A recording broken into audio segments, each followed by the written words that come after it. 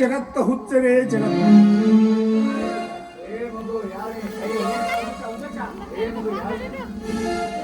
ಏ ಮಗು, ಯಾರ ಮಗು ನೀನು?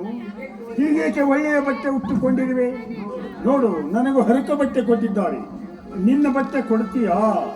ಹೋಗು, ನೀನೊಬ್ಬ ಪೆದ್ದ. ನಿನ್ನ ಬಟ್ಟೆ ಕೊಡದಿದ್ದರೆ ನನಗೂ ಒಬ್ಬ ಮಗ ಹುಟ್ಟಿದ್ದಾನೆ. ಅವ ಹೇಗಿದ್ದಾನೆಂಬುದು ನನಗೇ ಗೊತ್ತಿಲ್ಲ. ಯಾಕೆಂದರೆ ಅವನು ಹೊಟ್ಟೆಯೊಳಗೆ ಇದ್ದಾಗ ನಾನು ನೋಡಿದ್ದೆ. ಅವ ನನ್ನ ಮಗ ಅಲ್ಲ, ನನ್ನ ತಮ್ಮನ ಮಗ.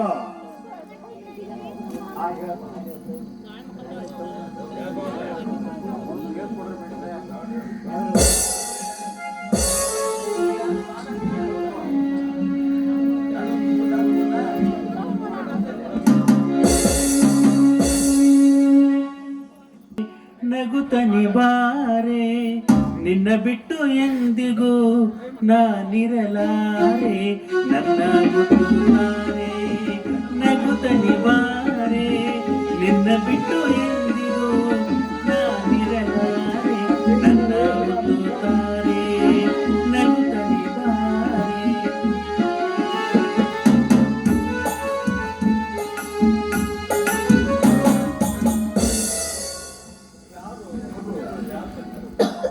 ಮಗು, ಈ ಹಾಡನ್ನು ಯಾರು ಕಲಿಸಿಕೊಟ್ಟಿದ್ದಾರಪ್ಪ ನಿನಗೆ?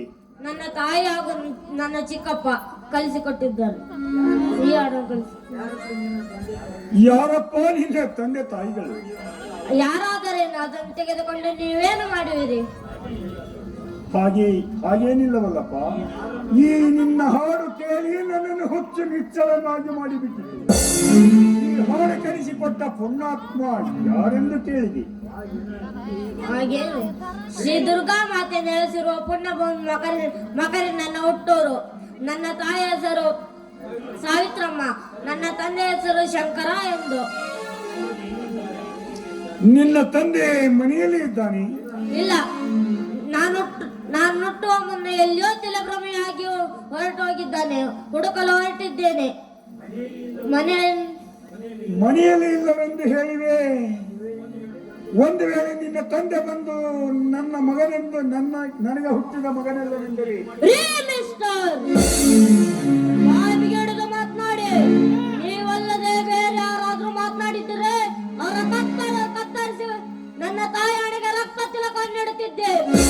ಹಿರಿಯರೆಂದು ಮರ್ಯಾದೆ ಕಟ್ಟಿದ್ದೀನಿ. ಎಚ್ಚರ. ಹಾಗಾದರೆ ನನ್ನ ತಂದೆ ರಕ್ತದಿಂದಲೇ ಹುಟ್ಟಿದ್ದೇನೆಂದು ನಿನಗೆ ದೃಢ ನಂಬಿಕೆಯೇ? ನಂಬಿಕೆ ಅಷ್ಟೇ ಅಲ್ಲ, ನಿಜ ಸಂಗತಿಯು ನನ್ನ ಮನದಲ್ಲಿ ಮನೆ ಮಾಡಿಕೊಂಡಿದೆ.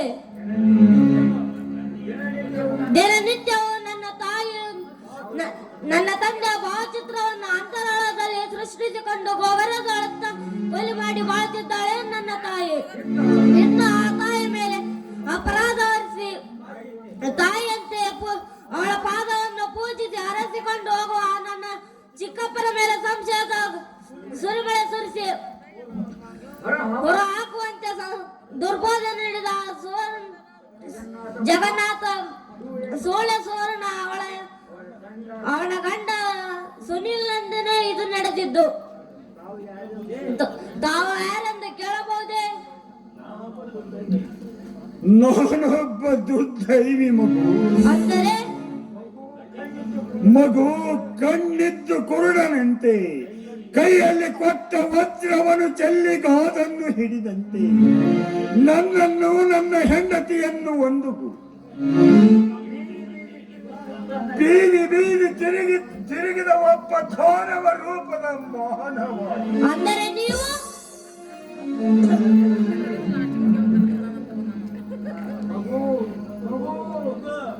ಮಗು ಮಗು